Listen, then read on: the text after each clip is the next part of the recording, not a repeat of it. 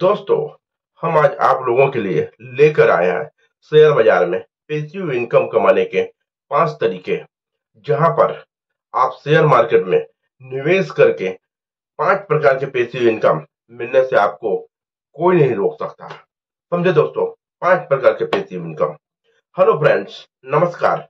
मेरे channel Vinayak stock education में आपका स्वागत है। शेयर मार्केट में अनसर्टनिटी होने के बावजूद भी यहाँ पर अगर हम सही तरीके से कार्य करते हैं तो हमें अंततः मुनाफा ही होता है। समझे दोस्तों। आइए दोस्तों जानते हैं कि वह कौन से 5 तरीके हैं जहां पर स्टॉक मार्केट में मुनाफा कमाने से आपको कोई नहीं रोक सकता। तो दोस्तों, अगर सही ढंग से हम काम करें तो हमको प्रॉफिट ही प्रॉफिट होता है। आइए पहले हमारा इनकम का स्रोत है आईपीओ। आईपीओ आए दिन हमें देखने को मिलता है कि कोई ना कोई कंपनी अपना आईपीओ ला रही है। समझे दोस्तों, आईपीओ का मतलब होता है इनिशियल पब्लिक ऑफरिंग। आईपीओ के जरिए तमाम कंपनियां बाजार से पैसा उठाती है और बदले में कंपनी अपनी खरीदने वाले को शेयर देती है, या यूं कहें कि कंपनी में हिस्सेदारी बेच देती है, कंपनी में अपनी हिस्सेदारी बेच देती है। आज के वक्त में आईपीओ में बहुत सारे लोग पैसा लगाते हैं। यदि कंपनी प्रतिष्ठित है, जाने माने हैं और बड़ी कंपनियां हैं जो उचित दर पर आईपीओ लाती है, तो लिस्टिंग के दिन यदि प्रीमियम पर एक्सचेंज में लिस्ट होता है, बीएससी एनएससी में एक्सचेंज में लिस्ट होता है, तो हमें आईपीओ से अच्छी खासी कमाई होने की चांस बढ़ जाता है। समझे दोस्तों। तो ये है एक आईपीओ।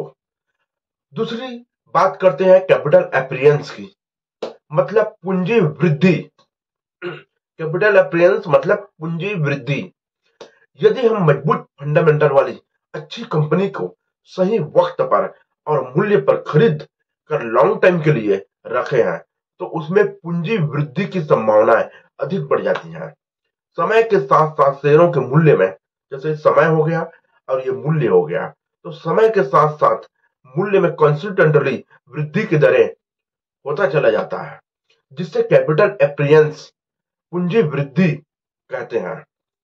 लॉन्ग टाइम के निवेशकों की बात करें तो उन्हें शेयरों से अच्छा खासा पूंजी में वृद्धि दिखाई देते हैं, जो कि यह एक पेसिव आय का एक बेस्ट तरीका है। समझे दोस्तों। जो हम पैसा उसमें लगा करके छोड़ देते हैं, पैसा हमारे लिए काम करता है। तीसरा बात करता हूं मैंने बोनस शेयर की। दोस्तों, बोनस शेयर जो कि अतिरिक्त शेयर होते हैं जो एक कंपनी मौजूदा शेयर धारकों को इनाम के रूप में देती है। समझ गए दोस्तों। कोई कंपनी शेयर धारकों को बोनस शेयर तब देती है जब वह तिमाही के लिए पर्याप्त लाभ अर्जित करने के बावजूद भी शेयर धारकों को लाभांश का भुगतान करने में असमर्थ होती है।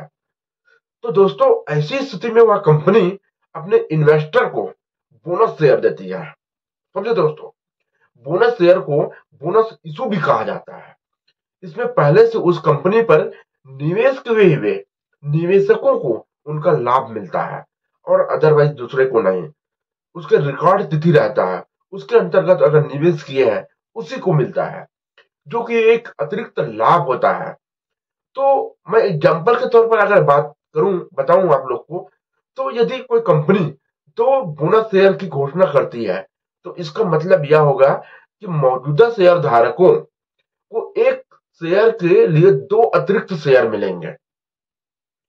मान लीजिए कि कोई कंपनी 2:1 में बोनस शेयर देती है, तो मौजूदा शेयर धारकों जो निवेश किया है उन लोगों को, अगर उसके पास कंपनी के 2000 शेयर है, तो जब कंपनी बोनस शेयर जारी करती है, अनाउंस करती है, तो उसे 1000 अतिरिक्त शेयर बैठे बैठाए मिल जाते हैं।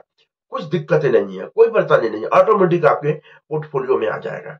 यानी कि उसके पास कंपनी का 1000 बोनस शेयर फ्री में आ जाएगा, अतः कुल मिलाकर उनके पास 2000 पहले से शेयर था और 1000 बोनस शेयर, टोटल 3000 शेयर हो जाएगा। यह निवेशकों के लिए अतिरिक्त पैसिव आय है, इनकम होता है, जो कि वह उसी दिन या आगे चलकर उसको शेयर को बेच करके अपना प्रॉफिट बुक कर सकते हैं। समझे दोस्तों, अपना प्रॉफिट बुक कर सकते हैं। ये होता है पैसिव इनकम। समझे दोस्तों। अब बात करते हैं चौथा, stock split. Stock split, stock split क्या होता है दोस्तों?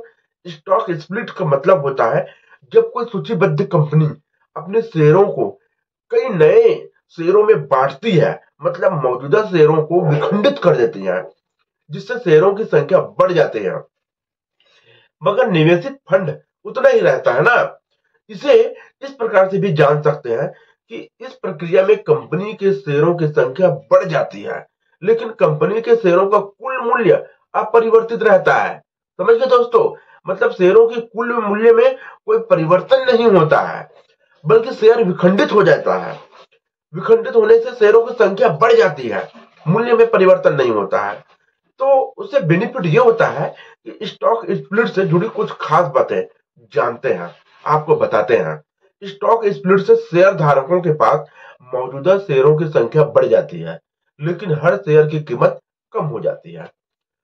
दूसरा है, स्टॉक स्प्लिट से कंपनी के शेयरों की लिक्विडिटी बढ़ जाती है और वे निवेशकों के लिए ज्यादा आकर्षक हो जाते हैं, जिसमें आकर्षक होने के कारण खरीदी बढ़ने की वजह, डिमांड एंड सप्लाई की वजह से उनका रेट बढ़ना चालू हो जाता है। स्टॉक स्प्लिट से कंपनी का बाजार पूंजीकरण नहीं बदलता है, मगर लिक्विडिटी की वजह से उनका बाजार पूंजीकरण कुछ दिनों के बाद बढ़ना चालू हो जाता है। कंपनियां स्टॉक स्प्लिट के जरिए छोटे निवेशकों को शेयरों में आकर्षित करती है, निवेश के लिए। ठीक है दोस्तों। और चौथी बात करें तो स्टॉक स्प्लिट के जरिए कम शेयर मूल्य से स्टॉक ज्यादा लिक्विड हो जाता है, यानी इसे खरीदना और बेचना आसान हो जाता है। समझे दोस्तों। अब बात करते हैं पांचवा, पांचवा और लास्ट स्टेप, डिविडेंड के बारे में। आजकल आए दिन किसी न किसी कंपनी के नतीजे आते रहते हैं। इन नतीजों के बीच कंपनियां अपने शेयर धारकों को डिविडेंड भी देते हैं। ऐसे में कई लोगों के मन में यह सवाल उठता है कि आखिर ये डिविडेंड होता क्या है भाई? ये डिविडेंड होता क्या है? सवाल यह भी कि आखिर कंपनी डिविडेंड क्यों देती है? क्या कंपनी को डिविडेंड देना जरूरी है? तो दोस्तों, इसके बारे में कुछ कंपनियां के बारे में जानते हैं। कुछ कंपनियां डिविडेंड देती है और कुछ नहीं भी देती है। ऐसा क्यों? तो दोस्तों, आइए जानते हैं डिविडेंड के बारे में सब कुछ। तो पहले समझिए डिविडेंड क्या होता है ना। डिविडेंड जो होता है उसके बारे में जानकारी लेने के लिए हम देखते हैं कि तमाम कंपनियां अपने प्रॉफिट का एक हिस्सा अपने शेयर होल्डर्स में, अपने इन्वेस्टर्स में बांट सकती हैं। समझे। और कंपनी के प्रॉफिट में से बांटे हुए इसी हिस्से को डिविडेंड कहा जाता है, जो कि कैश में होता है और कैश में बांटते हैं, है ना, नगद बांटते हैं। उदाहरण के लिए, अगर आपके पास एक कंपनी के 1000 शेयर है और वह कंपनी 10 रुपए प्रति शेयर का डिविडेंड देने की घोषणा करती है, एक शेयर में 10 रुपए देने की घोषणा करती है, तो हमें हमारे पास 1000 शेयर है ना, शेयर पर टोटल 10,000 का डिविडेंड मिलेगा। 1000 गुणित 10, 10,000 का डिविडेंड मिलेगा। डिविडेंड सीधा आपके उस बैंक अकाउंट में जाता है जिसे आपने डीमेट अकाउंट खुलवाते समय दिया था, नगद जाएगा। तो दोस्तों, अंतिम में साथियों, आप शेयर मार्केट में नॉलेज को बढ़ाते रहिए और शेयर मार्केट में जिसके पास नॉलेज है वह एक दिन जरूर कामयाब हो जाएगा। समझे दोस्तों, जरूर कामयाब हो जाएगा। परंतु यदि नॉलेज ही नहीं है और पैसा लगाते ही जा रहे हैं तो एक दिन पैसा खत्म हो जाएगा और तब जाकर कहीं नॉलेज उसके पास आ जाएगा। परंतु तब तक देर हो चुका है दोस्तों, देर हो चुका होगा। मतलब नॉलेज आ गया, पूंजी खत्म हो गया। आपके पास, आपके साथ ऐसा नहीं होना चाहिए।